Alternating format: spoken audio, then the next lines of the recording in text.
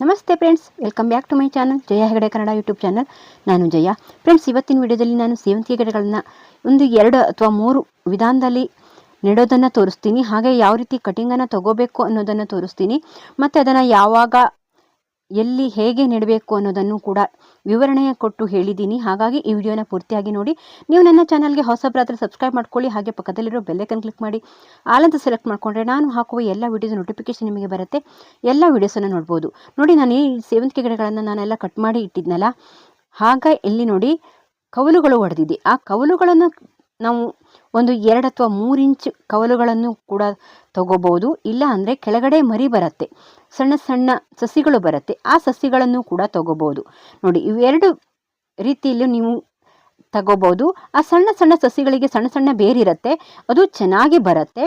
ಆದರೆ ಕೆಳಗಡೆ ಮೇಲ್ಗಡೆ ಈ ಮದರ್ ಪ್ಲ್ಯಾಂಟಿಂದ ಹೊರಟಿರತ್ತಲ್ಲ, ಆ ಒಂದು ಕವಲುಗಳಲ್ಲಿ ಬೇರಿರಲ್ಲ.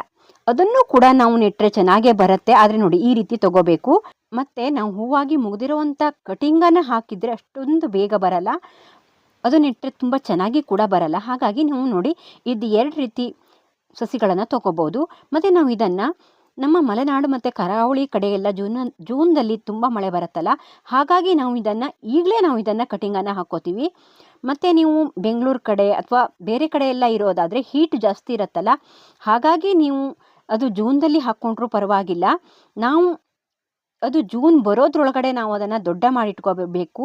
ಯಾಕಂದರೆ ಮಳೆ ನೀರು ತಾಗತ್ತಲ್ಲ, ತುಂಬ ಮಳೆ ಬರುತ್ತೆ, ಮತ್ತು ಅಲ್ಲಿನ ಮೇಲೆ ಬೆಳಕು ಕೂಡ ಬರಲ್ಲ. ಹಾಗಾಗಿ ಆ ಟೈಮ್ ಒಳಗಡೆ ನಾವು ಗಿಡಗಳನ್ನು ಒಂದು ಏಜ್ ಬರೋ ಹಾಗೆ ನಾವು ಮಾಡ್ಕೋಬೇಕಾಗತ್ತೆ.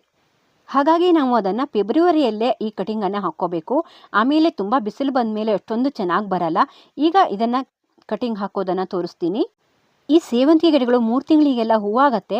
ಆದರೆ ನಾವು ಈ ಟೈಮಲ್ಲಿ ನೆಟ್ಟರೆ ಅಷ್ಟು ಬೇಗ ಹೂವಾಗಲ್ಲ. ಮತ್ತು ಜೂನ್ ಟೈಮಲ್ಲಿ ಸ್ವಲ್ಪ ಮೊಗ್ಗು ಬರ್ತಾ ಇದ್ದರೆ ನಾವು ಅದನ್ನು ಪಿಂಚಿಂಗ್ ಮಾಡಿದರೆ ಸರಿ ಹೋಗುತ್ತೆ. ಆಮೇಲೆ ಗಿಡ ಅಗಲವಾಗಿ ಬರಬೇಕು ಅಂದರೆ ನಾವು ಈ ಟೈಮಲ್ಲಿ ಅದನ್ನು ನೆಟ್ಕೋತೀವಿ. ನಾವು ಮೇ ಎಂಡಲ್ಲೆಲ್ಲ ನೆಟ್ಟರೆ ಅಲ್ಲಿ ನಮ್ಮಲ್ಲಿ ವಾತಾವರಣಕ್ಕೆ ಅದು ಅಗಲವಾಗಿ ಬರಲ್ಲ, ಮತ್ತು ಬೆಳವಣಿಗೆ ಕುಂಠಿತವಾಗಿ ಬಿಡುತ್ತೆ. ಹಾಗಾಗಿ ನಾವು ಅದನ್ನು ಈ ಟೈಮಲ್ಲೇ ನೆಡೋದು ಬೆಸ್ಟು. ನೋಡಿ, ಇದಿಷ್ಟು ಕಟಿಂಗನ್ನು ತೊಗೊಂಡಿದ್ದೀನಿ. ಫ್ರೆಂಡ್ಸ್, ನಿಮ್ಗೆ ಯಾರಾದರೂ ಗೊಬ್ಬರಗಳು ಮತ್ತು ಬೂದಿ ಯಾವುದಾದ್ರೂ ಬೇಕಾದರೆ ಫ್ಲಿಪ್ಕಾರ್ಟಿಂದ ತರಿಸ್ಕೋಬೋದು. ನಾನು ಅದರ ಪ್ರಾಡಕ್ಟ್ ಲಿಂಕ್ ಅಂತ ಹಾಕ್ತೀನಿ, ಯಾರಾದರೂ ಬೇಕಾದರೆ ತರಿಸ್ಕೊಳ್ಳಿ. ಫ್ಲಿಪ್ಕಾರ್ಟಿಂದ ಬರುತ್ತೆ, ಎಲ್ಲ ರೀತಿ ಐಟಮ್ ಸಿಗುತ್ತೆ. ಬನ್ನಿ ನೋಡೋಣ, ನಾನಿಲ್ಲಿ ಯಾವ್ಯಾವ ರೀತಿಯಿಂದ ನೆಡ್ತೀನಿ ಅನ್ನೋದನ್ನು ತೋರಿಸ್ತೀನಿ.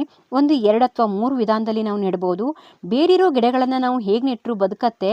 ಆದರೆ ಬೇರೆ ಇಲ್ಲದೇ ಇರೋವಂಥ ಗಿಡಗಳನ್ನು ಸ್ವಲ್ಪ ಕೇರ್ಫುಲ್ಲಾಗಿ ಹ್ಯಾಂಡಲ್ ಮಾಡಬೇಕಾಗತ್ತೆ. ಅದರ ಯಾವ ರೀತಿ ನೆಡೋದು ಅಂತ ನಾನು ತೋರಿಸ್ತೀನಿ. ಮತ್ತು ಸಣ್ಣ ಕಟಿಂಗ್ ಆಗಿರುತ್ತಲ್ಲ, ಅಷ್ಟು ಸಣ್ಣ ಕಟಿಂಗನ್ನು ನಾವು ಆ ರೀತಿ ನೆಟ್ಟಾಗ ಬದುಕಿಸ್ಕೋಬೋದು. ನೋಡಿ, ನಾನಿಲ್ಲಿ ಮರಳು, ಮಣ್ಣು ಮತ್ತು ಸ್ವಲ್ಪ 10% ಗೊಬ್ಬರನ ತೊಗೊಂಡ್ರೆ ಸಾಕು. ಸ್ವಲ್ಪ ಜಾಸ್ತಿ ಗೊಬ್ಬರ ಬೇಕಾಗಲ್ಲ ನಾವು ಕಟಿಂಗನ್ನು ನೆಡಬೇಕಾದ್ರೆ. ಹಾಗಾಗಿ 10% ಗೊಬ್ಬರಗಳನ್ನು ಹಾಕ್ಕೋಬೋದು. ನಾನಿಲ್ಲಿ ಭತ್ತದ ಹೊಟ್ಟನ್ನು ಸ್ವಲ್ಪ ಹಾಕ್ಕೊಂಡಿದ್ದೀನಿ. ಹಾಗೆ ನೋಡಿ, ನಾನಿಲ್ಲಿ ನೀರನ್ನು ಹಾಕ್ಕೋತೀನಿ, ಕವರ್ ಒಳಗಡೆ ತುಂಬಿಸ್ಕೊಂಡಿದ್ದೀನಿ. ಇದನ್ನು ನಾನು ಒಂದೇ ಕವರಲ್ಲಿ ಒಂದೇ ಗಿಡನ ನೆಡಲ್ಲ. ಯಾಕಂದರೆ ನಾವು ಒಂದೇ ಗಿಡನ ನೆಟ್ಟಾಗ ಅದು ಬೇಗ ಹಾಳಾಗಿಬಿಡತ್ತೆ, ನಾವು ನೀರನ್ನು ಎಷ್ಟು ಹಾಕಬೇಕು ಅಂತ ಗೊತ್ತಾಗಲ್ಲ. ಹಾಗಾಗಿ ಒಂದು ಕವರಲ್ಲಿ ನಾನು ಒಂದು 3 ಅಥವಾ 4 ಕಟಿಂಗನ್ನು ಹಾಕ್ಕೋತೀನಿ. ನೋಡಿ, ಈ ರೀತಿ ಹೋಲ್ ಮಾಡಿಕೊಂಡು ನೀರನ್ನು ಹಾಕ್ಕೊಂಡು ಹೋಲ್ ಮಾಡಿಕೊಂಡು ಅದರೊಳಗಡೆ ಇಟ್ಟು ಬೇರಿರೋ ಸಸಿಗಳನ್ನು ಈ ರೀತಿ ನೆಡ್ತೀನಿ. ನಾವು ದೊಡ್ಡ ಕವರ್ ಒಳಗಡೆ ಒಂದೇ ಗಿಡನ ನೆಟ್ಟಾಗ ಅದು ಕೊಳೆತು ಹೋಗೋ ಸಾಧ್ಯತೆ ಇರುತ್ತೆ. ಹಾಗಾಗಿ ನಾವು ಚಿಕ್ಕ ಚಿಕ್ಕ ಕವರ್ಗಳಲ್ಲಿ ನೆಟ್ಟಾಗ ಅದು ಕೊಳೆಯಲ್ಲ. ಮತ್ತು ನಾವು ಈ ನೀರನ್ನು ಸ್ವಲ್ಪ ಕಡಿಮೆನೇ ಹಾಕಬೇಕು ಈ ಕಟಿಂಗನ್ನು ಇಟ್ಟಾಗ. ಮತ್ತು ನೆರಳಲ್ಲಿಡಬೇಕು 1 ವಾರ. ಈ ಸಾಫ್ಟ್ ಕಟಿಂಗ್ ಆಗಿರೋದ್ರಿಂದ 1 ವಾರಕ್ಕೆಲ್ಲ ಚೆನ್ನಾಗಿ ಬೇರು ಬಂದುಬಿಡತ್ತೆ. ಆಮೇಲೆ ಸ್ವಲ್ಪ ಬಿಸಿಲು ಬರೋವಂಥ ಜಾಗದಲ್ಲಿ ಇಟ್ಕೊಂಡ್ರೆ ಸಾಕಾಗತ್ತೆ. ತುಂಬ ಬಿಸಿಲು ಬರೋವಂಥ ಜಾಗದಲ್ಲಿ ಇದನ್ನು ಇಡೋದು ಬೇಕಾಗಲ್ಲ ಈಗೆಲ್ಲ. ಇನ್ಮೇಲೆ ಸ್ವಲ್ಪ ವಾತಾವರಣದಲ್ಲೇ ಹೀಟ್ ಇರುತ್ತಲ್ಲ, ಅದೇ ಸಾಕಾಗತ್ತೆ. ಸ್ವಲ್ಪ 1 ಗಂಟೆ ಬಿಸಿಲು ಬಂದರೆ ಸಾಕಾಗತ್ತೆ. ಆ ರೀತಿ ಜಾಗದಲ್ಲಿ ನಾವು ಇದನ್ನು ಇಟ್ಕೋಬೇಕಾಗತ್ತೆ. ನೋಡಿ, ನಾನಿಲ್ಲಿ ಮತ್ತೆ 2-3 ಸಸಿಗಳನ್ನು ಹೀಗೆ ಇಟ್ಕೋತೀನಿ. ಹಾಗೆ ನಾವು ಇದನ್ನು ಮಾರ್ಚ್ ಎಂಡ್ ಒಳಗಡೆ ಅದನ್ನು ರೀಪಾಟಿಂಗ್ ಮಾಡಿಕೊಂಡ್ರೆ, ಆಮೇಲೆ ತುಂಬ ಬಿಸಿಲು ಬರುತ್ತಲ್ಲ, ಹಾಗಾಗಿ ಏಪ್ರಿಲ್ ಟೈಮಲ್ಲಿ ನಾವು ಇದನ್ನು ರೀಪಾಟಿಂಗ್ ಮಾಡ್ಕೊಳ್ಳೋದು ತುಂಬ ಕಷ್ಟ ಆಗಿಬಿಡತ್ತೆ. ಆ ಟೈಮಲ್ಲಿ ನಾವು ಇದನ್ನು ರೀಪಾಟಿಂಗ್ ಮಾಡ್ಕೋಬೇಕು. ಈ ರೀತಿ ನೆಟ್ಟು ಆಮೇಲೆ ರಿಪಾಟಿಂಗ್ ಮಾಡೋದ್ರಿಂದ ಗಿಡ ತುಂಬ ಚೆನ್ನಾಗಿ ಬರುತ್ತೆ ಅಂತ ಈ ರೀತಿ ನಾವು ನೆಡ್ತೀವಿ. ಈ ಕಟಿಂಗನ್ನು ಒಮ್ಮೆಲೇ ನಾವು ದೊಡ್ಡ ಕವರಿಗೆ ಹಾಕಲ್ಲ. ನೋಡಿ ಈ ರೀತಿ ನಾವು ನೆಟ್ಕೊಂಡು ಅದನ್ನು ರಿಪಾಟಿಂಗ್ ಮಾಡಬೇಕಾಗತ್ತೆ. ಮತ್ತು ನಾವು ಕಟಿಂಗನ್ನು ಹಾಕಬೇಕಾದ್ರೆ ಸ್ವಲ್ಪ ಗೊಬ್ಬರಗಳನ್ನು ಹಾಕಿ, ಇಲ್ಲಾಂದರೆ ಬರೀ ಮಣ್ಣಲ್ಲಿ ನಾವು ಕಟಿಂಗನ್ನು ನೆಟ್ಕೋಬೇಕಾಗತ್ತೆ. ಹಾಗಾಗಿ ನಾವು ಆಮೇಲೆ ಅದು ಚೆನ್ನಾಗಿ ಬೇರು ಬಂದ ಮೇಲೆ ಅದನ್ನು ರಿಪಾಟಿಂಗ್ ಮಾಡೋದು ತುಂಬ ಮುಖ್ಯ ಆಗಿರುತ್ತೆ. ನೋಡಿ ನಾನಿಲ್ಲಿ ಈ ರೀತಿ ನೀರನ್ನು ಸ್ಪ್ರೇ ಮಾಡಿದರೆ ಸಾಕಾಗತ್ತೆ. ಆಮೇಲೆ ಮೇಲೆಲ್ಲ ಸ್ಪ್ರೇ ಮಾಡಿದರೆ ಆ ಎಲೆಗಳು ಬಾಡಲ್ಲ. ಹಾಗೆ ಮಾಡಬೇಕಾಗತ್ತೆ. ನಾವು ನೀರನ್ನು ತುಂಬ ಹಾಕಿದರೆ ಗಿಡ ಕೊಳ್ತು ಹೋಗಿಬಿಡತ್ತೆ. ಇವತ್ತು ನಾವು ನೀರನ್ನು ಸ್ವಲ್ಪ ಜಾಸ್ತಿ ಹಾಕಿರ್ತೀವಲ್ಲ, ಹಾಗಾಗಿ ಇನ್ನೆರಡು ದಿವಸ ಅದಕ್ಕೆ ನೀರು ಬೇಕಾಗಲ್ಲ. ಮೇಲಿಂದ ಸ್ವಲ್ಪ ಸ್ಪ್ರೇ ಮಾಡಿದರೆ ಸಾಕಾಗತ್ತೆ. ಹಾಗೆ ನಾನು ನೋಡಿ ಇಲ್ಲಿ ಸಣ್ಣ ಕವರಲ್ಲಿ ಈ ರೀತಿ ಮಣ್ಣನ್ನು ತುಂಬಿಸ್ಕೊಂಡು ಪಾಟಿ ಮಿಕ್ಸ್ ನೀರು ಹಾಕ್ಕೊಂಡಿದ್ದೀನಿ. ಸ್ವಲ್ಪ ಮಾತ್ರ ಗೊಬ್ಬರನ ಹಾಕ್ಕೊಂಡಿದ್ದೀನಿ, ಒಂದು 10% ಗೊಬ್ಬರ. ಮರಳಲ್ಲಿ ಕೂಡ ನೀವು ನೆಡ್ಬೋದು, ಆದರೆ ಮರಳಲ್ಲಿ ನೆಟ್ಟಾಗ ನಮಗೆ ಎಷ್ಟು ನೀರನ್ನು ಹಾಕಬೇಕು ಅಂತ ಗೊತ್ತಾಗಬೇಕಾಗತ್ತೆ. ಯಾಕಂದರೆ ಮರಳಲ್ಲಿ ಕೂಡ ನೀರು ಚೆನ್ನಾಗಿ ಹಿಡಿದಿಟ್ಕೊಂಡಿರುತ್ತೆ. ಮತ್ತು ಕೋಕೋಪೀಟು ಕೂಡ ನಾನು ಇಲ್ಲಿ ಯೂಸ್ ಮಾಡಲ್ಲ. ನೀವು ಕೋಕೋಪೀಟ್ ಯೂಸ್ ಮಾಡೋದಾದರೆ ಗೊಬ್ಬರನ ಸ್ಕಿಪ್ ಮಾಡಿ, ಅದು ನೀರನ್ನು ಹಿಡಿದಿಟ್ಕೊಂಡಿರುತ್ತೆ. ಹಾಗಾಗಿ ಒಂದೊಂದು ಸಾರಿ ಬಿಗಿನರ್ ಆದರೆ ನನಗಂತೂ ಅದು ಬೇಡ ಅಂತಲೇ ಅನಿಸುತ್ತೆ, ಯಾಕಂದರೆ ಕೊಳ್ತು ಹೋಗಿಬಿಡತ್ತೆ ಅಂತ ಅಷ್ಟೇ. ಕೋಕೋಪೀಟ್ ಹಾಕಿದರೂ ಕೂಡ ತುಂಬ ಕಡಿಮೆ ನೀರನ್ನು ಹಾಕಬೇಕಾಗತ್ತೆ. ಹಾಗಾಗಿ ನೋಡಿ ಇವತ್ತು ನೀರನ್ನು ಸ್ವಲ್ಪ ಜಾಸ್ತಿ ಹಾಕಿ ಆಮೇಲೆ ಸ್ಪ್ರೇ ಮಾಡಿದರೆ ಸಾಕಾಗತ್ತೆ. ತುಂಬ ಒಣಗಿದ್ರೆ ಮಾತ್ರ ನೀರನ್ನು ಹಾಕಿ, ಅದಿಲ್ಲ ಅಂದರೆ ನೀರನ್ನು ಹಾಕೋಕ್ಕೆ ಹೋಗಬೇಡಿ. ನಾವು ಮಾಡೋ ಮಿಸ್ಟೇಕ್ ಅದೇ, ನಾವು ಕಟಿಂಗನ್ನು ನೆಟ್ಟಾಗ ಬಾಡತ್ತೆ ಅಂತ ನಾವೇನು ಮಾಡ್ತೀವಿ ಅಂದರೆ ತುಂಬ ನೀರನ್ನು ಹಾಕಿಬಿಡ್ತೀವಿ.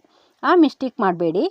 ನೋಡಿ ಇಲ್ಲಿ ಈ ಕಟಿಂಗಲ್ಲಿ ಬೇರೆ ಯಾವುದೇ ಇಲ್ಲ, ಹಾಗಾಗಿ ನಾವು ಹೀಗೆ ನೆಟ್ಟಾಗ ಅಲ್ಲಿ ಕೊಳ್ತು ಹೋಗೋ ಸಾಧ್ಯತೆ ಇರುತ್ತೆ ಮತ್ತು ಆ ಕಾಂಡ ಬಿದ್ದು ಹೋಗಿಬಿಡತ್ತೆ.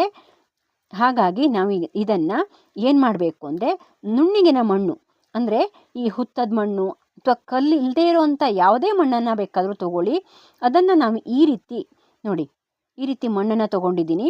ಆ ಮಣ್ಣಲ್ಲಿ ನಾವು ಉಂಡೆನ ಮಾಡಿ ಅದನ್ನು ಕಟ್ಟಿ ನೆಡೋದ್ರಿಂದ ಗಿಡ ಬಿದ್ದು ಹೋಗಲ್ಲ ಮತ್ತು ಬೇರು ಬರುತ್ತೆ. ಮಣ್ಣು ಟೈಟ್ ಆಗಿರುತ್ತಲ್ಲ, ಹಾಗಾಗಿ ಬೇರು ಚೆನ್ನಾಗಿ ಬರುತ್ತೆ. ನಾವು ಉಂಡೆಗಳನ್ನು ಮಾಡಿ ಗಿಡಗಳನ್ನು ನೆಡೋದ್ರಿಂದ, ನಾವು ಉಂಡೆಯನ್ನು ಮಾಡಿ ನೋಡಿ ಈ ರೀತಿ ಮಾಡಿ ನೋಡಿ ಉಂಡೆ ನೆಡೋದ್ರಿಂದ ನೋಡಿ ಈ ರೀತಿ ಗಟ್ಟಿಯಾಗಿ ಪ್ರೆಸ್ ಮಾಡಿದ್ರೊಳಗಡೆ ಈ ರೀತಿ ಪ್ರೆಸ್ ಮಾಡಿ ನೆಡೋದ್ರಿಂದ ಅಲ್ಲಿ ಟೈಟ್ ಆಗಿರತ್ತಲ್ಲ, ಹಾಗಾಗಿ ಬೇರು ಚೆನ್ನಾಗಿ ಬರುತ್ತೆ.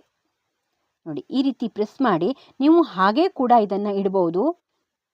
ನೋಡಿ ಈ ರೀತಿ ಚೆನ್ನಾಗಿ ಪ್ರೆಸ್ ಮಾಡಿ, ಸ್ವಲ್ಪ ಟೈಟಾಗಿ ಬರಬೇಕು ಅದು. ಹಾಗೆ ಮಾಡಿ ನಾವು ಅದನ್ನು ಯಾವುದಾದ್ರೂ ಪಾಟ್ ಒಳಗಡೆ ಅಥವಾ ನೋಡಿ ಇದೇ ಪಾಟ್ ಒಳಗಡೆ ಈ ರೀತಿ ಇಟ್ಟರೂ ಕೂಡ ನಡೆಯುತ್ತೆ. ಇದಕ್ಕೆ ಸ್ಪ್ರೇ ಮಾಡೋವಾಗ ಆ ಗಿಡಕ್ಕೂ ನೀರು ಸ್ಪ್ರೇ ಮಾಡಿದರೆ ಸಾಕಾಗತ್ತೆ. ಮಣ್ಣು ಆ ಉಂಡೆ ಗಟ್ಟಿ ಆದರೆ ಒಂದು ಯಾವುದಾದ್ರೂ ಪಾತ್ರೆಯಲ್ಲಿ ನೀರನ್ನು ಅದ್ದಿ ನಾವು ಅದನ್ನು ನೀರನ್ನು ಹಾಕ್ಬೋದು, ಇಲ್ಲ ಮೇಲಿಂದ ಸ್ಪ್ರೇ ಮಾಡಿದರೂ ಕೂಡ ಸಾಕಾಗತ್ತೆ. ನೋಡಿ ನಾನಿಲ್ಲಿ ಅದೇ ರೀತಿ ಮಾಡಿ ನೆಟ್ಟಿರೋದನ್ನು ತೋರಿಸ್ತೀನಿ.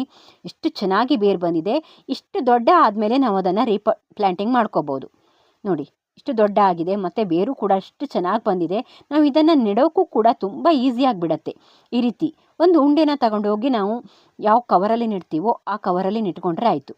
ನೋಡಿ ಪಾಟ್ ಒಳಗಡೆ ನೆಡೋದಾದರೂ ಅಷ್ಟೇ, ಈ ರೀತಿ ನೆಟ್ಕೊಂಡ್ರೆ ತುಂಬ ಚೆನ್ನಾಗಿ ಬರುತ್ತೆ, ಗಿಡಗಳು ಸಾಯಲ್ಲ.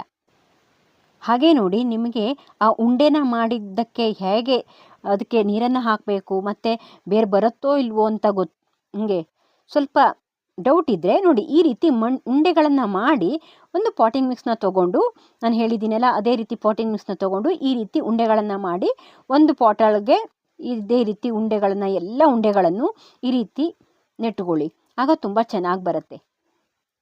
ಫ್ರೆಂಡ್ಸ್, ಈ ವಿಡಿಯೋದಲ್ಲಿ ನಾನು ಸೇವಂತಿಗೆ ಗಿಡಗಳನ್ನ ಯಾವ್ಯಾವ ರೀತಿಯಲ್ಲಿ ನೆಡಬಹುದು ಅನ್ನೋದನ್ನು ತೋರಿಸಿದ್ದೀನಿ. ಈ ವಿಡಿಯೋ ಇಷ್ಟ ಆದರೆ ಲೈಕ್ ಮಾಡಿ, ಶೇರ್ ಮಾಡಿ, ಕಾಮೆಂಟ್ ಮಾಡಿ. ಮತ್ತು ಮುಂದಿನ ಯಾವುದಾದ್ರೂ ವಿಡಿಯೋ ಬೇಕಾದರೆ ಕಾಮೆಂಟ್ ಮಾಡಿ, ನಾನು ಅದೇ ರೀತಿ ವಿಡಿಯೋಸ್ಗಳನ್ನು ಹಾಕ್ತೀನಿ. ನಾನು ತುಂಬಾ ಗಾರ್ಡನಿಂಗ್ ವಿಡಿಯೋಸ್ ಮಾಡಿದ್ದೀನಿ. ಈ ಸೇವಂತಿಗೆ ಸೀರೀಸ್ ಅಂತಲೇ ಮಾಡಿದ್ದೀನಿ. ಇನ್ನೂ ಹೆಚ್ಚಿನ ಮಾಹಿತಿಗಾಗಿ ಆ ಸೀರೀಸನ್ನು ಪ್ಲೇಲಿಸ್ಟನ್ನು ನೋಡಿ. Thank you for watching. Bye. ಈ ವಿಡಿಯೋನ ಪೂರ್ತಿಯಾಗಿ ನೋಡಿದ್ದಕ್ಕೆ ಧನ್ಯವಾದ ಫ್ರೆಂಡ್ಸ್. ಬಾಯ್. ಮುಂದಿನ ವಿಡಿಯೋದಲ್ಲಿ ಸಿಗ್ತೀನಿ.